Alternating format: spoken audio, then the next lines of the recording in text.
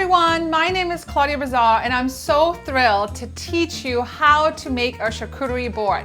A charcuterie board can be for any occasion. It can be for a New Year's Eve party, it can be for a birthday party, it can be for a dinner party, or it can just be for movie night, okay? It's kind of like the grown-up lunchable version, all right? So we are here today and I'm gonna show you what to put on your board, why we put certain things on a board, and we're gonna teach you all the way. So let me show you what you can expect. So we're gonna start with our charcuterie board right here that spins, but you actually have three options. You wanna make sure you at least use something that looks like wood, because that's going to bring out a lot of the colors in your food. So you have three options here. We have the charcuterie board that you can spin, and also if you don't want it to spin, you just push this button up and it locks in place. You can actually use, what's really pretty is our pizza peel, so you can use that as well, or you can use our large cutting board, right? Not the cutting board, I mean, you could use that side too, but you can use the other side to do that. So for today, I decided to use our charcuterie board right here. So let me go over some of the ingredients that you're going to need and why we need them. So first and foremost, we need our cheeses, okay? So you need some kind of soft cheese, like a brie, like a camembert, like a goat cheese, right? You need a harder cheese, like a Parmesan, anything like that, or a harder cheddar, aged cheddar. And then you want to get something that's a little bit stronger, like a smoked cheese. So those are like your three cheeses.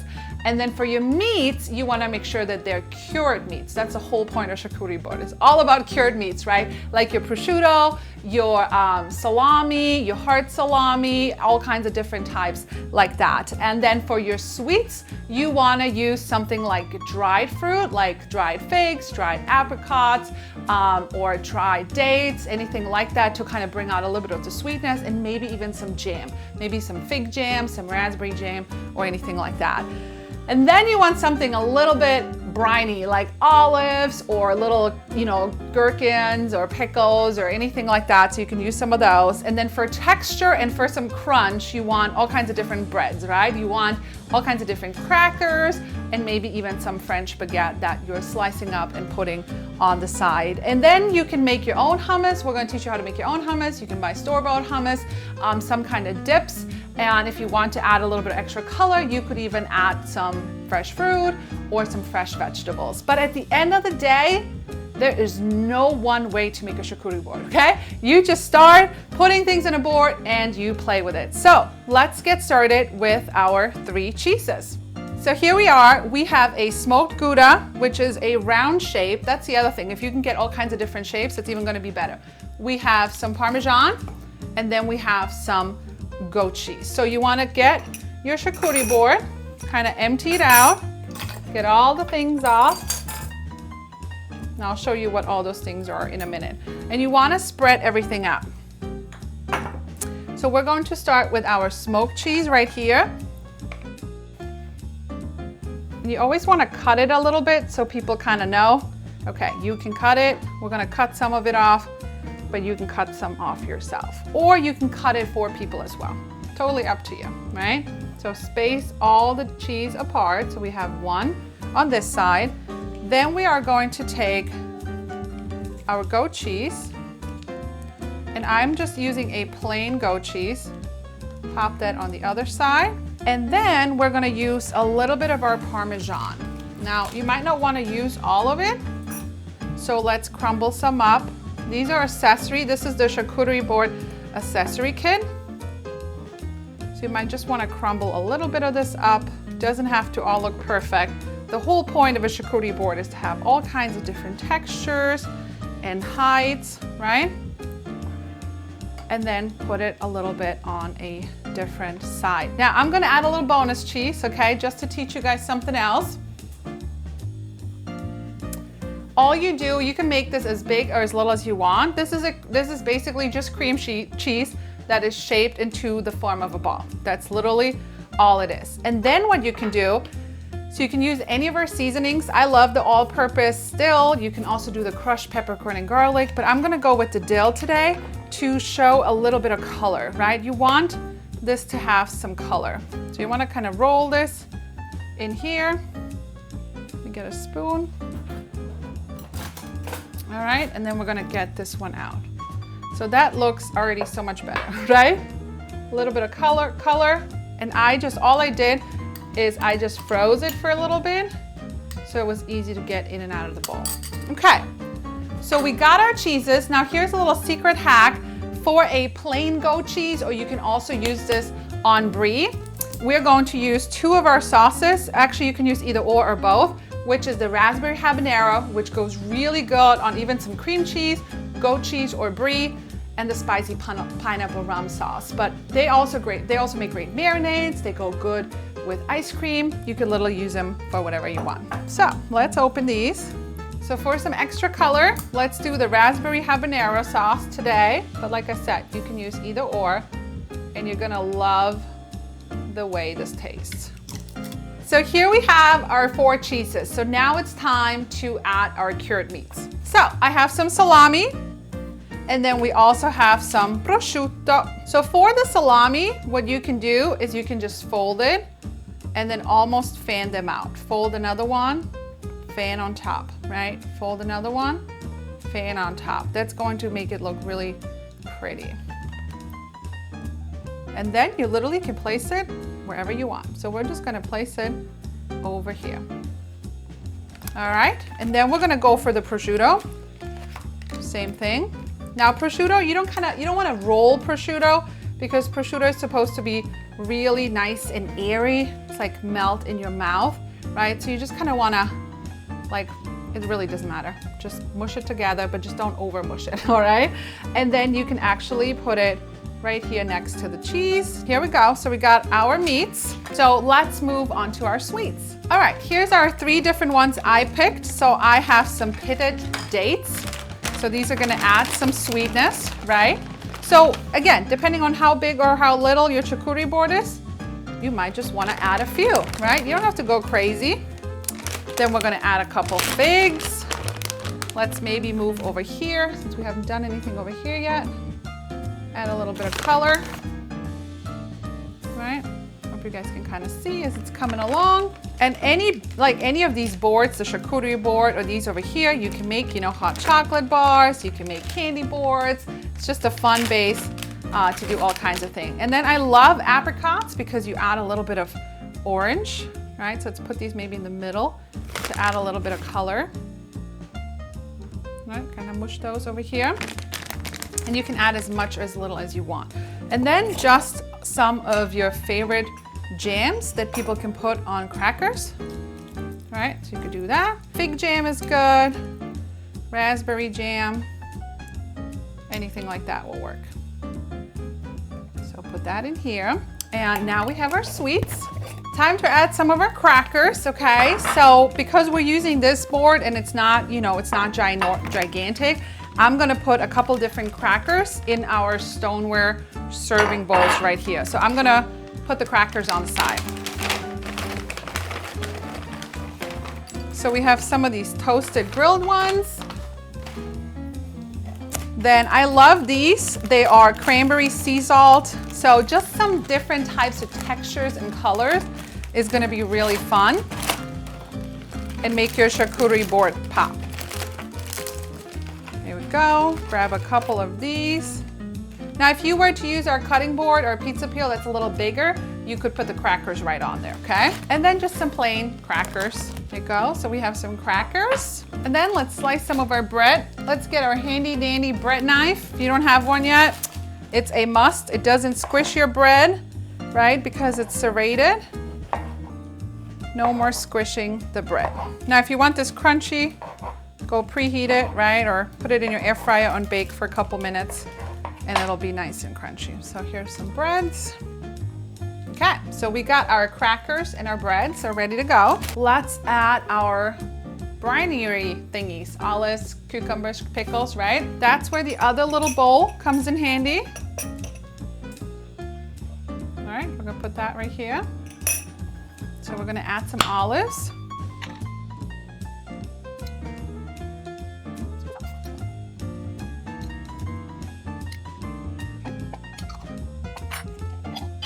Let's add a couple of these little pickles.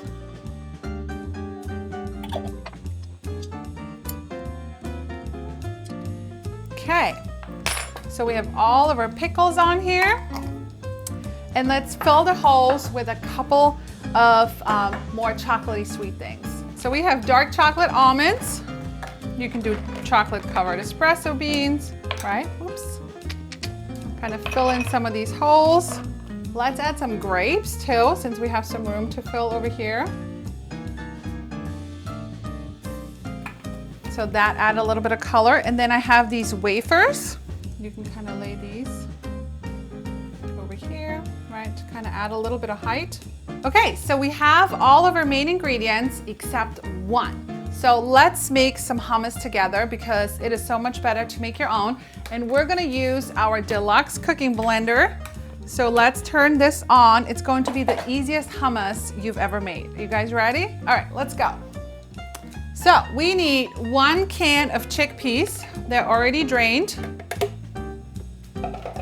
And then you need 1 can of Great Northern beans. So let's use our handy dandy can opener. If you've never used the Pampered Chef can opener, it cuts around the edges. So your can is not sharp, so you can't cut yourself. And then it's got this little birdie. You grab your can, lift it up, and there you have it. It's like a lid, right? So you don't have to cut yourself. So let's go drain this in our little strainer. So 1 can of Great Northern beans, rinsed and drained, goes right in here. All right, and then we need about 1 tablespoon of white sesame seeds. All right, so get that in there. Then we have about a 1/4 cup of the liquid that the chickpeas came in. And throw that in there. 1 lemon. Just cut it in half. And use our handy dandy citrus press. And if you think that the lemon would go in this way, you were wrong. It actually goes in upside down, so you get all the juices out. Check that out. And lemon always enhances the flavor of your food. It brings out all the flavors. So good. There we go. And just like a charcuterie board, literally hummus, you can make it your way. Whatever works for you, okay? These are great too. Put them in your water and you got some lemon infused water. All right, let me make some room here so I can show you more goodies. Let's talk about garlic, okay? So you wanna use some fresh garlic in here, and we have 3 tools for garlic. We have our garlic peeler and slicer, and we have our garlic press, right? So maybe you know the difference, maybe you don't. Why sometimes you wanna press garlic and why sometimes you wanna slice garlic. So if you press your garlic, it actually releases all the flavor and you get like an enhanced flavor of your garlic. It's very potent, it's very strong. So sometimes you might just want a little hint. So you might want to go ahead and peel your garlic with the garlic peeler. Should be able to hear this, right? And your garlic is all peeled, and then we're just going to chuck it right in here, and then you could also put it in here and slice it. So you have, if you slice your garlic, like maybe you want some fried sliced garlic on your steak, on your burgers, on some pizza and your pasta sauce, it's a lot less potent, especially if you're not a big garlic person. So these are the garlic tools. Okay, and then here we go. All you do is put it on here. And our cooking blender has all kinds of different settings. We are going to use our grind setting, which is the most powerful feature. It's going to get really loud, but it can grind beans, it can grind peanuts, you can make your own peanut butter, it can grind oatmeal into oat flour. It is super, super powerful. Espresso beans, coffee beans, it's like a coffee grinder, right? But you can do smoothies, you can do any alternative milk, but what's really cool, and that sets this apart from a lot of blenders out there in the world, is that it has a heated function. So it actually cooks, not just heats up, like literally cooks, okay? So you can put raw tomatoes, onion, chicken broth, some garlic in here, and 40 minutes later you have tomato soup, okay? You can make hot chocolate in here. You can make a butternut squash soup, right? There's so many different things. You can make jam in here. It's actually gonna bring your jam up to boiling, right? You can make sauces like Alfredo sauce, nacho cheese sauce, and you can also make heated purees like for baby food, all right? So here we go. Let me go get my little tamper. All right, so this is the tamper that comes with it, and this is the scraper to make sure we get it all out. So here we go. Put it on grind. It's gonna get really loud.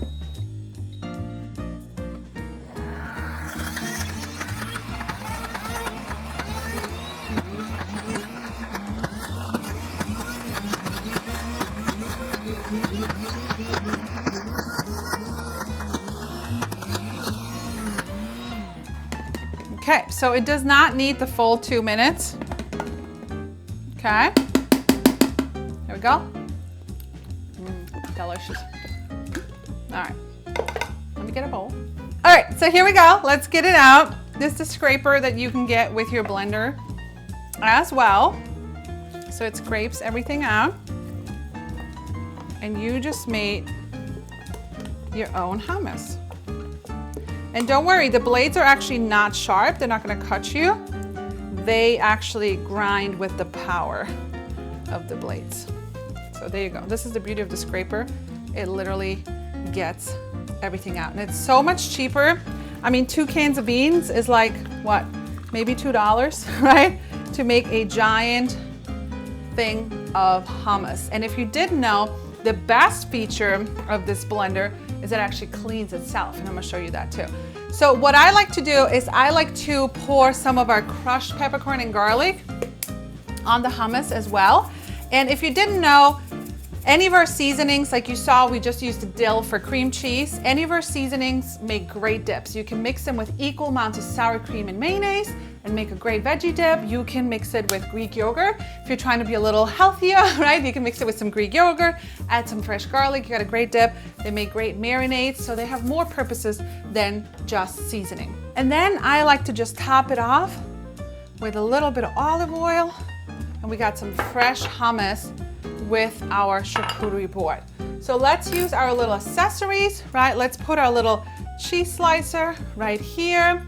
Maybe this one with our prosciutto.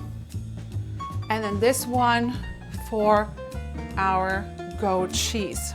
But we're not done. We need some wine. No charcuterie board is complete without a nice glass of wine. So reds will go really good with some cured meat. So we have an aerator. If you're a red wine drinker, you know exactly why you need this for. It's gonna aerate your wine, right? And then this is our electric wine bottle opener. So it actually stands on the stand, which is the foil cutter. So all you do is kind of hold this, go around, and it cuts the foil. All right, here we go.